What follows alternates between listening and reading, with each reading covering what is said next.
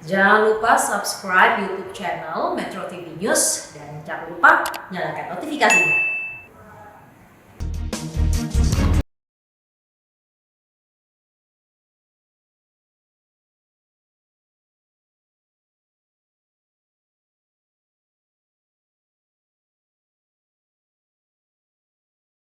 Bahkan di distrik Beoga, Kabupaten Puncak, Papua, agaknya belum akan berakhir. Bahkan pada hari Minggu 25 April lalu, peluru dari senjata milik kelompok kriminal separatis bersenjata atau KKSB merenggut nyawa Jenderal Bintang 1. Pemirsa, inilah editorial Media Indonesia di hari ini Selasa 27 April 2021 dengan tema memutus rantai kekerasan di Papua bersama saya Leonard Samosir, dan kami juga mengundang partisipasi Anda melalui telepon 0215839900. Dan pemirsa, pagi ini telah hadir di studio Metro TV anggota Dewan Redaksi Media Group Elman Saragih. Bang Elman, selamat pagi. Pagi, Bung Leo. Sehat-sehat, Bang? Saya sehat. Masih pakai masker? Harus. Masih ada corona ya? Masih ada corona. Masih banyak malah di sekitar kita. Tapi sebelum kita bicara soal memutus rantai kekerasan di Papua ini, Bang Elman, ada beberapa berita dulu yang kita lihat di media Indonesia. Yang pertama, ini headline media Indonesia untuk hari ini Anda bisa lihat di harian Anda, pemirsa, terkait dengan insiden tenggelamnya KRI Nanggala 402. Evakuasi butuh kajian matang. Evakuasi di sini akan diarahkan untuk mengangkat kapalnya atau lebih diprioritaskan kepada Ya kapalnya, ya jenazahnya. Tetapi kita sih lebih menyarankan utamakan dulu evaluasi jenazahnya. evakuasi jenazah. Jenazahnya. Karena apapun ceritanya, keluarga sangat menanti kedatangan jenazah para kru KRI 402 ini ya. Kalau melihat usaha ini kan tidak mudah, Bang, dan mungkin juga kemampuan Indonesia terbatas. Itu ada bantuan dari negara-negara sahabat. Kita terus akan pakai itu atau seperti apa, Bang?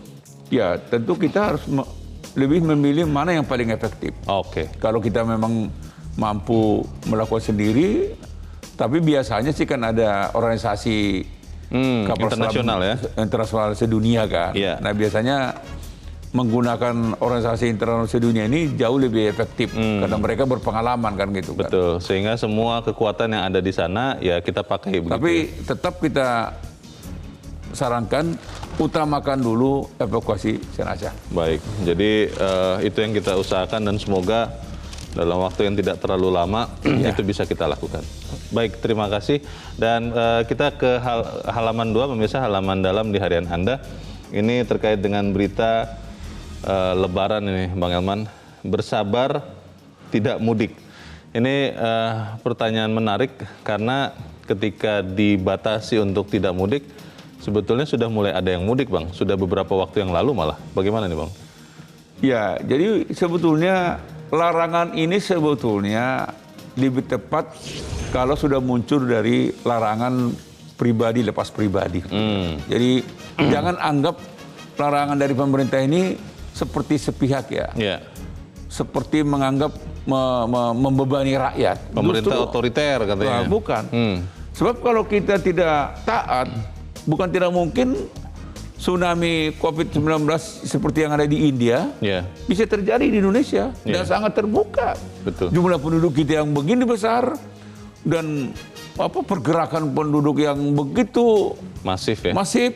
Nah, sekarang ketika dilarang mudik, itu artinya pemerintah mau menyelamatkan Rakyatnya. rakyat. Satu orang pun tidak boleh. Jadi jangan terpapar. berpikir karena ini keinginan pemerintah Nggak ada. mau membuat rakyat sengsara. Ini pemerintah menerjemahkan keinginan rakyat untuk tetap selamat. Iya. Jadi bukan keinginan pemerintah untuk membebani rakyat. Jadi keinginan pemerintah untuk menyelamatkan kesehatannya sendiri justru kesehatan ya. sendiri. Bukan Jadi siapa-siapa. jangan diterjemahkan macam-macam. Baik. Kita harapkan ini benar-benar diikuti oleh saudara-saudara kita. Ya memang kerinduan itu ada ya, Bang ya. Tapi kan ada berbagai teknologi yang bisa dipakai untuk saat ini. Kerinduan hanya sekali, setelah itu selesai. Itu dia. Ini kan kita tidak mau rindu sepanjang masa. Supaya Kan bisa begitu. ketemu lagi dan Ketemu lagi ya. gitu. Baik, kita harapkan itu terjadi. Kita ke berita selanjutnya di halaman 3, pemirsa. Ini terkait dengan hukuman bagi mantan anggota Badan Pemeriksa Keuangan Rizal Jalil. Rupanya ini hakim menolak untuk mencabut hak politik Rizal Jalil. Ini pertimbangannya apa nih Bang Elman? Iya, inilah yang sebetulnya menurut kita sih nggak masuk akal ya. Sebetulnya kan kalau yang kita tahu selama ini kan mestinya ada standar. Setiap para koruptor yang sudah divonis bersalah, hukum pidana, mestinya hak politiknya Serta-merta dicabut? serta-merta dicabut. Walaupun dalam putusan MK dia bilang setiap para koruptor itu tidak boleh mengikuti pilkada minimal 5 tahun. Tapi itu tetap nggak boleh begitu. Mestinya hakim tetap aja mencabut hak politiknya ini Pak Rizal ini begitu. Ini pertimbangannya apa ya Bang ya? Kenapa kemudian hakim Iya karena MK itu. Oke, pertimbangannya itu ya. Iya, jadi menurut saya sih ya itu hak hakim lah. Baik. Itu kan hakim kan nggak boleh kita apa. Tetapi kita mempertanyakan kan gitu. Kenapa itu terjadi? Semoga harapan rakyat ini juga didengarkan oleh para penegak keadilan. Kita ke editorial, pemirsa. Memutus rantai kekerasan di Papua. Waktu pertama kali mendengar berita ini, Bang Elman, saya melihat kok kelihatannya semakin kuat kelompok kriminal bersenjata yang ada di Papua. Dan apakah memang kekerasan ini tidak bisa diputus begitu Bang? Bagaimana Bang? Ya sama seperti yang Bung Leo katakan, saya pun tidak percaya tadinya yang gugur ini seorang berpangkat brigadir jenderal. Iya. Jadi sampai saya membaca berulang-ulang apa iya gitu ya. Memastikan ya. Nah, jadi dengan gugurnya seorang jenderal di Papua ini, ini menandakan memang tingkat kejahatan kriminal yang dilakukan oleh KKB ini itu nggak bisa lagi jangka pendek. Dan menurut saya gugurnya jenderal ini harus dianggap sebagai titik akhir. Tidak boleh lagi titik koma, tidak boleh lagi titik. Ini titik akhir. Udah sampai di sini aja. Dengan kata lain, mulai hari ini TNI Polri harus meningkatkan lagi katakanlah operasi pembersihan.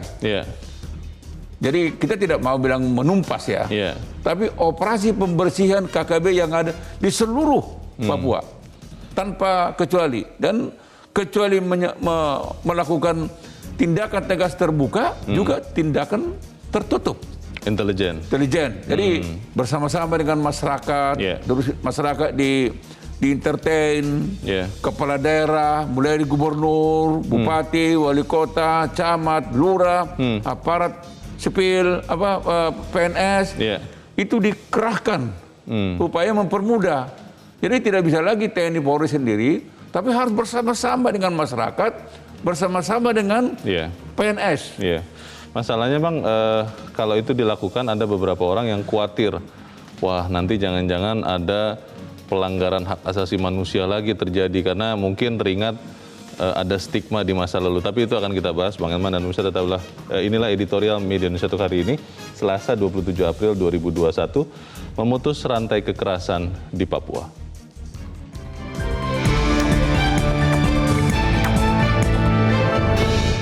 Memutus rantai kekerasan Papua.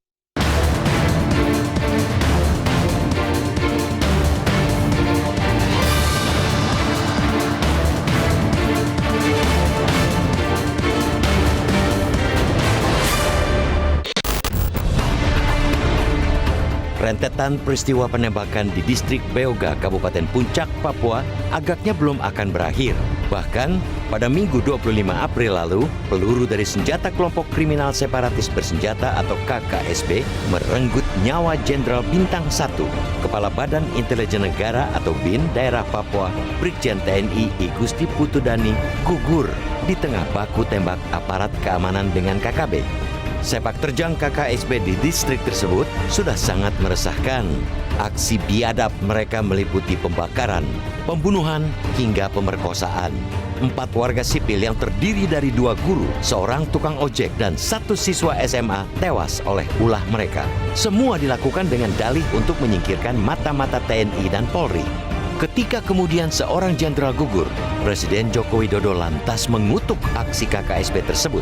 Presiden memerintahkan Panglima TNI, Marsikal Hadi Cahyanto, dan Kepala Polri Jenderal Listio Sigit Prabowo untuk mengejar dan menangkap seluruh anggota KKSB. Perintah Presiden Jokowi juga sebagai respons tindakan brutal KKSB sebelumnya terhadap warga sipil. Walaupun perintah tersebut tidak langsung terlontar saat kedua guru, tukang ojek atau yang siswa SMA tewas diterjang peluru dan dianiaya KKSB. Kepala negara menegaskan tidak ada tempat untuk kelompok-kelompok kriminal bersenjata di tanah Papua maupun di seluruh pelosok tanah air. Mereka bisa dikatakan setara dengan kelompok teroris yang mesti ditumpas. KKSB Papua memiliki karakteristik layaknya kelompok teroris di bawah pimpinan Ali Kalora yang tengah diburu di Sulawesi Tengah. Mereka menguasai medan pegunungan dan hutan, serta mampu membaur dengan penduduk setempat. Kita hanya bisa membayangkan betapa sulitnya aparat keamanan menyisir permukiman untuk kemudian menangkap anggota KKSB yang menyamar di tengah-tengah warga. Aparat TNI Polri tidak bisa sembarangan bertindak, apalagi setelah peristiwa penembakan warga sipil di Intan Jaya oleh anggota TNI tahun lalu. Namun, KKSB juga tidak bisa dibiarkan beraksi brutal sesuka mereka. Seperti juga para pelaku kriminal dimanapun di negeri ini, anggota-anggota KKSB mesti diseret ke pengadilan untuk mempertanggungjawabkan perbuatan mereka. Selain mengerahkan kekuatan dengan senjata, upaya memburu dan menangkap anggota KKSB memerlukan langkah yang merangkul warga agar tidak membantu anggota KKSB. Warga diajak ikut mewaspadai penyusupan KKSB dan langsung melapor ke aparat bila menemukan penyusup. Pembunuhan keempat warga sipil di Beoga bisa juga mengindikasikan penolakan warga setempat untuk membantu KKSB. Para pelaku kriminal sebagai kepanjangan tangan kelompok separatis lantas membabi buta, merusak fasilitas umum, dan mencelakai warga. Apapun alasannya, tingkah pola KKSB yang menerjang pagar hukum harus disudahi. Akan tetapi, aparat TNI Polri jangan sampai terpancing ikut sembarangan mengobral peluru ataupun menganiaya. Kita harus menyadari bahwa lingkaran kekerasan tidak akan pernah bisa putus oleh tindak kekerasan. Di saat aparat berpeluh menjaga keamanan, kita dorong pemerintah menggencarkan dialog dengan para warga asli Papua dan menyerap aspirasi mereka dengan baik. Pemerintah dan wakil rakyat mesti bisa memastikan bilet baru tentang otonomi khusus yang tengah digodok di parlemen saat ini benar-benar bisa memperbaiki pembangunan di Papua. Kita berharap tahun depan menjadi babak baru penerapan otonomi khusus untuk kebangkitan ekonomi dan pemerataan kesejahteraan warga bumi Cendrawasih. Hanya dengan itu, KKSB bisa enyah dari negeri ini bersamaan dengan putusnya rantai kekerasan di Papua.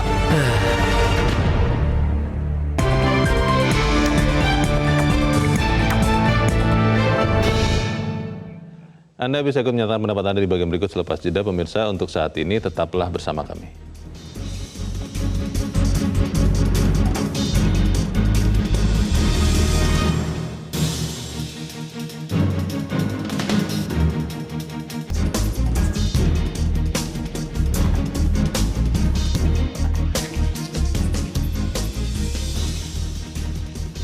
Terima kasih pemirsa, Anda masih bersama kami di Editorial Media Indonesia. Bang Arman, sebelum kita berdiskusi, Bang, kita bertanya dulu kepada mantan Kepala Badan Intelijen Strategis, Pak Soleman Ponto, yang sudah tersambung lewat saluran telepon.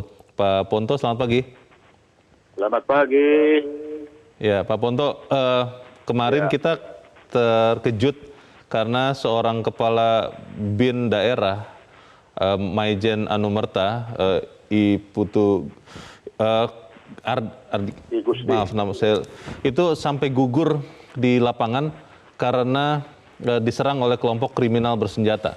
Pertanyaannya, Pak Ponto, apakah memang kelompok kriminal bersenjata di Papua itu saat ini sudah sangat kuat, sudah sangat cermat untuk memilih perlawanan dan kemudian dampaknya begitu hebat, atau memang ada belum serius atau belum maksimal untuk memberantas kelompok kriminal bersenjata ini? Bagaimana Pak Ponto? Yang jelas mereka ini sudah terlihat bahwa mereka ini menguasai wilayah dengan baik. Sehingga setiap pergerakan dari pasukan kita, pergerakan yang kemarin itu terbaca oleh dia. Nah, karena mereka juga tahu bahwa kekuatannya dia juga tidak terlalu besar, tapi dia menguasai wilayah, sehingga sasaran pun dia pilih-pilih. Sasaran mana yang bisa disikat, habis itu dia akan lari. Iya. Jadi seperti perang gerilya dia. Nah, keuntungannya mereka adalah menguasai wilayah. Nah, mereka yang sudah seperti itu, kita masih menghadapinya dengan kita sebutnya kan kelompok kriminal bersenjata. Iya. Nah, kalau kita masih berkutat dengan kriminal bersenjata, ya KUHP yang bermain. Nah, sekarang maksudnya bagaimana, Pak? Kita bukan, kalau kriminal kan kelompok kriminal. Kriminal itu ya masih penindakan hukum. Oh. Nah, sekarang sudah terbukti begitu mereka menguasai wilayah dengan baik. Dia bisa menyerang sewaktu-waktu sekarang. Sebenarnya dia tidak lagi kelompok kriminal, tapi sudah kelompok pemberontak bersenjata.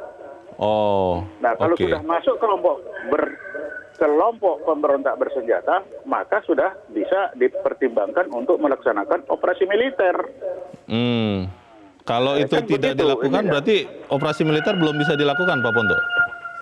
Ya, kalau operasi militer kita lakukan kan bagaimana pandangan dunia, kriminal dilawan dengan military operation.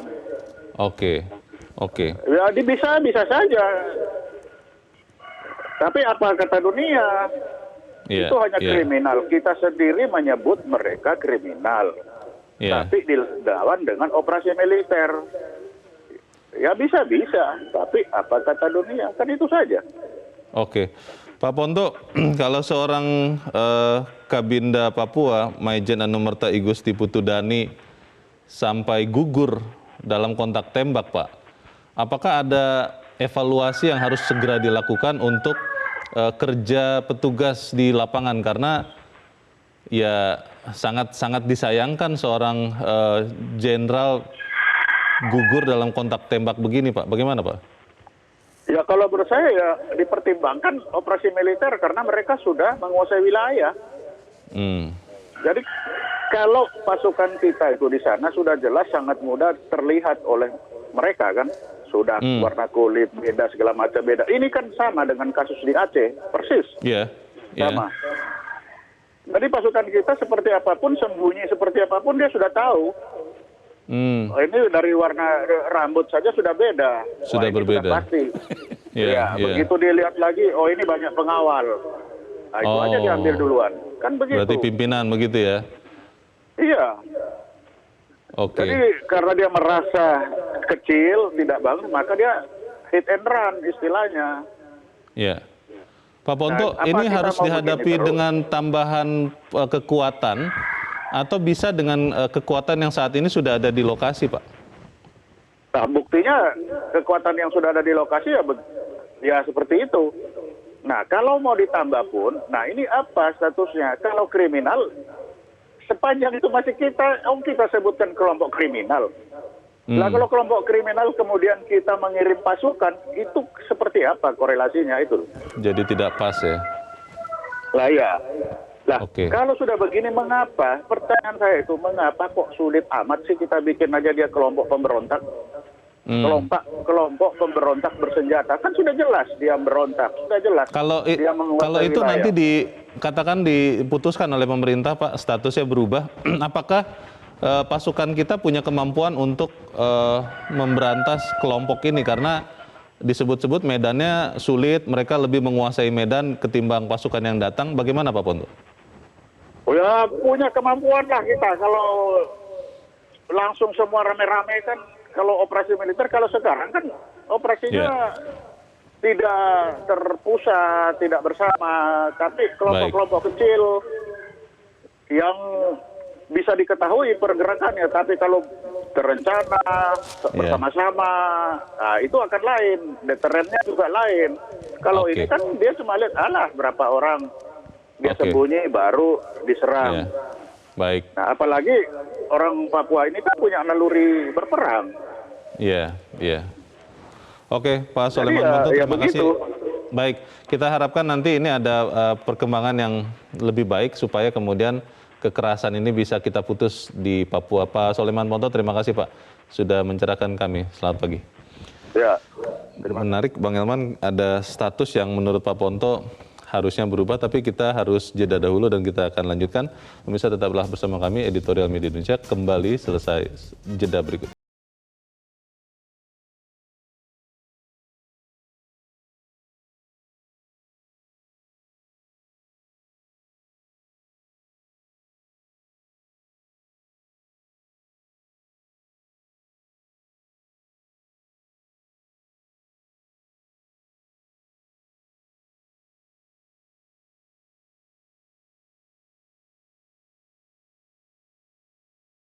Masih bersama kami di Editorial Media Indonesia. Bang Elman tadi sebelum jeda, Pak Ponto mengatakan harusnya ada perubahan status supaya kemudian operasi militer bisa dikerahkan. Itu sebetulnya memang harus begitu atau bagaimana? Iya, memang mungkin saya juga tidak jelas mengapa pemerintah tetap bertahan status Papua itu Kelompok kriminal kelompok bersenjata. kriminal kan. Iya. Memang kalau kelompok kriminal memang model pembersihannya juga relatif ya sedikit soft kan. Nah, Penegakan hukum ya? penegak hukumnya kan gitu kan. Oke. Tapi kalau katakanlah sudah separatis Iya. atau teroris, Iya. itu memang Bisa dieskalasi. bisa eskalasi. Kalau pemberantasannya. separatis berarti DOM kan gitu kan, daerah operasi militer kan gitu Iya, kan. iya. Memang apa yang dikatakan Pak Soleman Ponto tadi itu masuk akal ya. Karena walaupun kelompok KKB ini kecil, Iya. tapi karena mereka sangat menguasai wilayah dan memang sama semua kan, Iya. ya kan gitu. Jadi Iya. memang tidak mudah buat polisi maupun TNI untuk melakukan penegakan Oke. hukum di daerah seperti ini. Oke. Maka itu mungkin ada baiknya juga mungkin ke depan pemerintah mempertimbangkan status Papua ini apakah masih KKB Iya. atau sudah menjadi pemberontak Separatis. gitu Oke. kan. Nah itu pendekatannya beda itu. Baik, Bang Elman, kita juga akan mendengarkan pendapat dari pemirsa. Kita sudah terhubung saat ini dengan pemirsa Metro TV di Tanjung Selor, Kalimantan Utara, Pak Yunus Luat. Pak Yunus Luat, selamat pagi.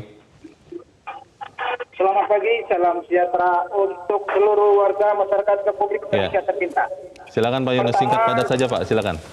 Ya, kami dari Tanjung Selor, Kabupaten Bulukan, Provinsi Kalimantan Utara di pelosok menyarankan, memberikan masukan supaya kelompok kriminal bersenjata yang ada di Papua tercinta, Papua yang kita cintai, bukan kelompok kriminalnya, itu wajib harus dituntaskan, harus dibasmikan. Jangan lagi ada kelompok-kelompok kriminal bersenjata yang terlalu arogan.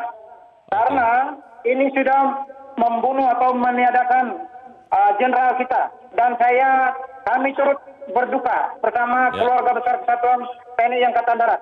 Kemudian syarat, saya berharap di Papua atau di Irian, kepala adat dan lain sebagainya, tokoh masyarakat harus bekerja sama. Mengamankan daerah, tidak harus aparat tentara dan lain sebagainya. Kita dulu dari internal, kita damaikan di internal, jangan sampai merusak. Nah, kemudian ke depan jangan lagi ada yang menjual-jual senjata. Karena ini juga yang membunuh anak bangsa sendiri. Sebagaimana yang pernah saya katakan pada acara Metro yang terdahulu. Jangan ada oknum-oknum yang bermain-main dengan kondisi ini. Mau cari penghasilan sendiri. Oke. Kami mau supaya Indonesia aman damai. Seperti yang ada di Kalimantan. Tidak ada yang tidak punya potensi seperti itu. Tapi kita tetap tangani bersama dengan tokoh-tokoh warga masyarakat. Terima kasih Pak Yunus Luat di Tanjung Selor, Kalimantan Utara untuk pendapat Anda. Selamat pagi. Di belakang Pak Yunus ada Pak Edward di Curup, Bengkulu. Pak Edward, selamat pagi Pak. Selamat pagi Bung Leonard, selamat pagi Bung Hilman, selamat pagi Media Indonesia. Silakan Pak Edward. Yang pertama, kita pertanyakan ada apa di Papua ini. Rasanya perhatian pemerintah terhadap Papua sudah sangat luar biasa. dengan dana otsus, dengan status otsusnya. Dana otsus itu kalau dibagikan saja kepada rakyatnya, per orang, per keluarga, itu sudah bisa untuk hidup. Itu yang pertama. Yang kedua, saat ini kita sangat berduka karena kelompok kriminal bersenjata yang dikategorikan masih kelompok kriminal ini sudah membabi buta. Rakyat sipil dibunuh, fasilitas umum juga dirusak. Sekarang terakhir seorang perwira tinggi berpangkat brigjen yang dibunuh. Nah, ini betul-betul sangat memprihatinkan. Seperti yang disampaikan oleh Pak Sulaiman Ponto, ini sudah ada perubahan status atau mereka sudah meningkatkan eskalasinya ya. Pihak pemerintah juga harus meningkatkan eskalasinya. Jadi dari status mungkin kita bisa tingkatkan seperti usulan dari Bung Leonard tadi, ya masuk kelompok separatis mereka ini. Karena sudah jelas-jelas ingin mengibarkan bendera bintang kejora. Yang mana kita sadar betul bahwa sebagian besar rakyat Papua itu kepingin tetap dengan Indonesia. Karena mereka tahu sejarahnya bahwa mereka itu sejahtera dengan bahasa Indonesia sebenarnya. Nah ini perlu dipertanyakan. Jangan-jangan pemerintah yang menerima oknum-oknum, bukan pemerintah, yang menerima dana otsus tidak melaksanakan sesuai dengan hal yang sebenarnya. Nah ini perlu pendekatan kepada kepala suku. Terima kasih. Terima kasih Pak Edward di Curug Bengkulu. Selamat pagi. Di belakang Pak Edward ada Pak Iwan di Jember, Jawa Timur. Pak Iwan, selamat pagi Pak. Selamat pagi Bang Leo, selamat pagi Bang Helman. Begini, istilah KKB itu sudah menunjuk kepada pemahaman kita terhadap mereka, sampai kepada bagaimana menanganinya dan siapa yang menanganinya. Ini bukan sekedar kriminal, ini urusannya separatis. Nah, kalau separatis, mereka adalah radikal separatis. Nah, sayangnya kita terkena psikosindroma, psikofobia, bahkan paranoid dengan pengalaman lampau. Sedangkan harusnya kan TNI di depan, baru Polri di belakangnya. Ini urusannya. Dan Papua itu sebagai otonomi khusus, itu berarti itulah yang didahulukan. Bagaimana pembangunan itu dipercepat, kemudian tetapi dengan membangun infrastruktur yang memadai. Nah, untuk itulah maka apa yang harus ditindakkan pada mereka ini, karena mereka adalah radikal separatis, maka berkaitan dengan pertahanan keamanan. Jadi kita sudah tahu itu persoalannya, tidak ada ampunan bagi mereka, apalagi yang menjual senjata pada mereka. Ini sudah kejahatan nasional, sudah musuh nasionalisme, patriotisme. Dan yang terakhir saya menyatakan bahwa radikal separatis ini tidak begitu bahaya. Yang radikal nasional itu radikal sekularistik kiri. Ini yang memberikan bentuk warna pengaruh perpolitikan nasional. Terima kasih. Terima kasih Pak Iwan di Jember, Jawa Timur. Selamat pagi. Di belakang Pak Iwan ada Pak Nugroho di Jakarta. Pak Nugroho, selamat pagi Pak. Selamat pagi Bung Herman, selamat pagi Bung Leonard. Selamat pagi, silakan Pak. Kita harus kembali kepada sejarah sedikit. Berdirinya NKRI ini dengan wilayah dan penduduk yang luas ini ancaman buat orang-orang yang mapan di dunia. Dalam hukum politik global, itu penguasa dunia tidak akan membiarkan kekuatan potensial berdiri menyaingi. Jadi dari dulu separatisme kedaerahan itu selalu dipakai oleh orang-orang dari luar untuk menghancurkan Indonesia. Nah, tentang Irian atau Papua ini sangat penting. Memang benar yang dikatakan Pak Ponto, penanganan dengan sistem KKP itu polisional. Itu Kamtipmas. Tapi sekarang dengan sistem yang seperti itu tidak mampu menghadapi gerakan OPM atau Organisasi Papua Merdeka yang arahnya adalah pemberontakan. Sehingga dengan demikian memang harus ada peningkatan. Tetapi harus diingat, jangan sampai peningkatan ini, operasi militer ini mengulangi kesalahan Aceh. Di mana operasi militer akan mengakibatkan kesengsaraan di tempat lain dan ketidakadilan. Ada guyonan Mas dulu.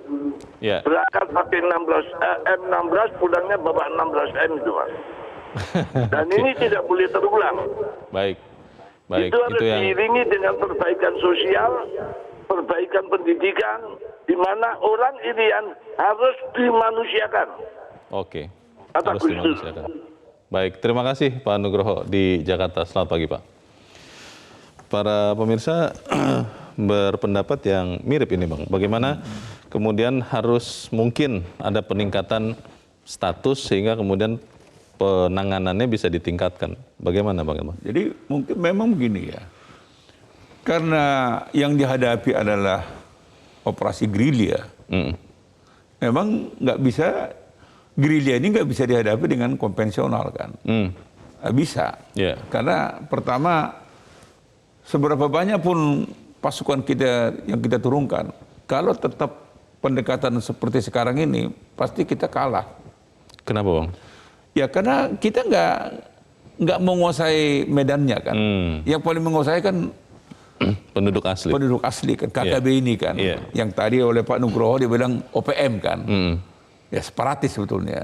Nah memang pertanyaannya kan kalau misalnya ini ditingkatkan eskalasinya menjadi DOM. Operasi militer. Operasi militer. Nah, memang kita khawatir terjadi Aceh kedua kan gitu. Nah mungkin dibuat aja semi kan gitu kan. Jadi mirip dengan, tidak usah dideklar dengan operasi militer, tapi mirip dengan operasi militer, tetapi yang utama adalah bagaimana kita bisa menyelamatkan masyarakat sipil. Jadi memanusiakan masyarakat yang ada di seluruh Papua. Tadi Pak Nugroho bilang kita sejahterakan, semuanya kita berikan kehidupan. Sebab kalau enggak, nanti kalau sempat masyarakat sipil terancam, bahaya juga. Sama seperti sekarang ini kan, sebetulnya kan KKB ini sudah mengancam masyarakat sipil, sudah meneror. Sebetulnya perbuatan mereka sudah hampir sama dengan pemberontak dan bahkan mirip dengan teroris sebetulnya ini. Betul. Jadi tapi kan pemerintah sangat hati-hati karena Komnas HAM pun akan menjadi menyerang kita kan. Jangan sampai membabi buta begitu ya. Tadi Pak melanggar HAM. Pak Sulaiman Ponto bilang apa kata dunia ini kan. Nah jadi memang ini tidak mudah. Memang pemerintah harus betul-betul mengkajinya secara cermat. Pilihan mana yang paling tepat. Baik, usulan konkret apa yang harus segera dilakukan akan kita bahas di bagian berikut. Bang Elman dan Pemirsa tetap bersama kami. Editorial Media Indonesia segera kembali.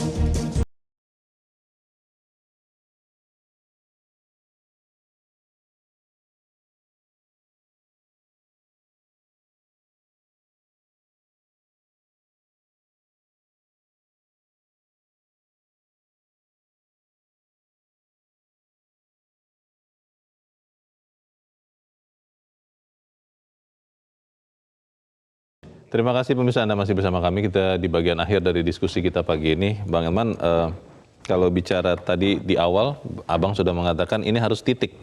Bagaimana membuat ini benar-benar menjadi titik? Ini adalah akhir dari kekerasan yang ada di Papua. Kira-kira apa yang bisa segera dilakukan dalam waktu dekat supaya kita bisa memastikan keamanan di Papua tercipta, Bang? Ya, langkah pertama sebetulnya harus mengajak seluruh kepala daerah ya, gubernur sampai kepala desa, begitu juga PNS, begitu juga tokoh-tokoh masyarakat setempat dan masyarakat adat ya, bersatu padu gitu ya. Jadi mereka kita yakinkan bahwa NKRI lah jawaban salah satunya untuk mensejahterakan rakyat gitu. Jadi NKRI harga mati. Nah, ini dulu yang harus kita tanamkan kepada masyarakat. Jadi satu orang pun masyarakat di Papua, kepala daerah, PNS harus bersatu padu. Dia bersama-sama dengan NKRI gitu. Itu dulu. Tapi kalau sempat mereka terbelah, nah ini menjadi lahan subur buat KKB. Nah, dan mereka akan menuduh orang mata-mata dengan gampangnya. Itu makanya kan dia bakar sekolah, dia bunuh guru hanya karena alasan sederhana mata-mata. Nah, ini yang harus dilakukan. Maka itu sebetulnya tadi ketika Pak Sulaiman Ponto bilang langsung DOM, operasi militer, wah itu memang agak sedikit kita harus pertimbangkan matang-matang. Karena traumatis ya? Traumatis. Dan tidak mudah memilah-milah mana yang kriminal, ya. Mana yang NKRI. Ini tidak mudah, di Papua nggak mudah itu. Yeah. Jadi saya bisa bayangkan tingkat kesulitan TNI Polri untuk mengurai ini. Jadi kita di Jakarta ini kan gampang. Kita selalu katakan, wah tumpas, kejar, bersihkan. Itu teori mudah, Leo. Padahal untuk masuk ke lokasi saja susahnya. Medannya aja seperti itu. Ya, ini kita lihat di gambar. Kita kan susah membedakan beda. Ya kita nanti dianggap rasis lah. Alam itu memang membuat mereka nyaman. Betul. Dan alam itu membuat TNI Polri tidak nyaman. Karena sulit untuk mencarinya ya. Sulit mencarinya. Dan mereka ketika berlari di medan yang begitu mereka kuasai, bisa lebih cepat. Kalau kita kan tidak. Jadi menurut saya, biarlah ini menjadi domain TNI Polri sama pemerintah. Pilihan mana yang paling tepat? Tadi sebetulnya memang yang paling mudah memang operasi militer. Berarti harus ada peningkatan status tadi, Bang? Oh iya, jadi bisa kita kerahkan militer. Ada terjun payung, ada ini segala, ya. Gempur dari laut, gempur dari udara, gempur dari darat. Nah, tapi kan jumlah mereka ini kan nggak terlalu banyak, Leo. Sebetulnya ya? Sebetulnya. Hanya karena mereka menguasai lapangan, jadi mereka bisa memilih medan mana yang akan mereka jadikan pertarungan. Dan itu akan menjadi pemberitaan besar. Momentumnya tepat terus. Nah, coba kayak kemarin gugurnya jenderal, itu akan berita itu mendunia itu. Jadi dia tidak mau sembarang karena tahu juga mereka kekuatannya kecil. Tetapi sekali pukul, nah sasarannya tepat kan gitu. Apakah pendekatan seperti yang dilakukan di Aceh dulu, Bang, itu bisa juga diterapkan di Papua untuk kemudian memadamkan apapun motif dari kekerasan atau tindakan kriminal ini? Ya, tidak mudah. Sebab kalau kekerasan dengan kekerasan, itu tidak akan berujung bagus sebetulnya. Tadi memang kalau menurut saya, tingkatkan operasi pembersihan, penegakan hukum di sana, dengan cara apapun. Tetapi yang lebih utama adalah bagaimana kita mengajak seluruh elemen masyarakat tanpa kecuali. Pendekatan sosial budaya mungkin ya. Terutama kepala daerah ini, ya gubernur, bupati, wali kota, camat harus NKRI betul. Jadi mereka juga harus menjadi agen NKRI dimanapun mereka bertugas. Pemimpin-pemimpin agama di sana bagaimana, Bang? Apakah bisa kemudian diajak juga untuk menyadarkan yang mungkin masih berpikiran untuk lepas dari Indonesia? Ya, saya sih tidak akan berburu sangka kepada pemimpin agama.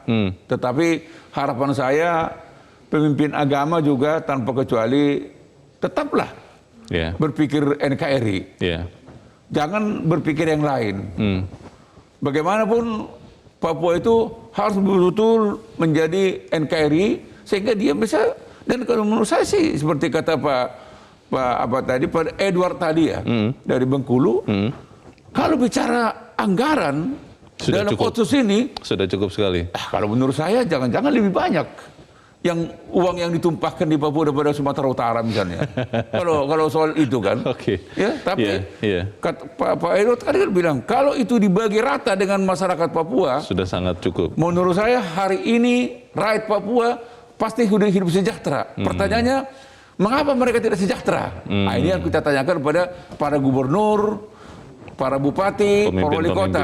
Mengapa dana otsus yang begitu besar, tapi rakyat Papua belum menikmati kemerdekaan ini karena begitu kan? Berarti kita dalam waktu dekat berharap ada sesuatu perubahan, karena kalau business as usual, jangan-jangan amit-amit Bang, bisa ada kekerasan lagi. Ini langkah awal. Setelah hari ini ada Brigjen gugur, besok Mayor Jenderal. Jangan sampai ya. Jangan sampai satu ketika nanti lebih tinggi lagi. Nah, maka saya katakan gugurnya Brigjen ini menjadi titik akhir. Jangan titik koma, jangan titik. Baik. Semoga itu yang terjadi, kita bisa putus rantai kekerasan di Papua. Bang Elman Saragih, terima kasih Bang sudah di tempat ini. Selamat pagi. Pemirsa, pemerintah dan wakil rakyat harus bisa memastikan aturan baru tentang otonomi khusus yang tengah digodok di parlemen saat ini benar-benar bisa memperbaiki pembangunan di Papua. Kita berharap tahun depan jadi babak baru penerapan otonomi khusus untuk kebangkitan ekonomi dan pemerataan kesejahteraan warga Bumi Cendrawasih. Hanya dengan itu, KKSB, KKB, apapun namanya, bisa enyah dari negeri ini bersamaan dengan putusnya rantai kekerasan di Papua. Saya Leonard Samosir, terima kasih Anda sudah menyaksikan.